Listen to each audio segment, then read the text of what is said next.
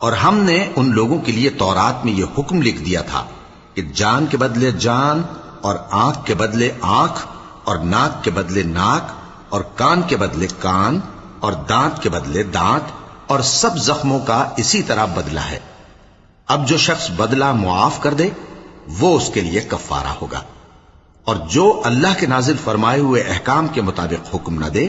تو ایسے ہی لوگ بے انصاف ہیں۔ اور ان پیغمبروں کے بعد انہی کے قدموں پر ہم نے عیسیٰ ابن مریم کو بھیجا جو اپنے سے پہلے کی کتاب تورات کی تصدیق کرتے تھے، اور ان کو انجیل عنایت کی جس میں ہدایت اور نور ہے،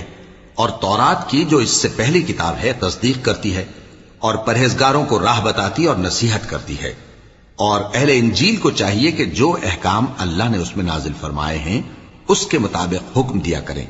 اور جو اللہ کے نازل کیے ہوئے احکام کے مطابق حکم نہ دے گا تو ایسے لوگ نافرمان ہیں۔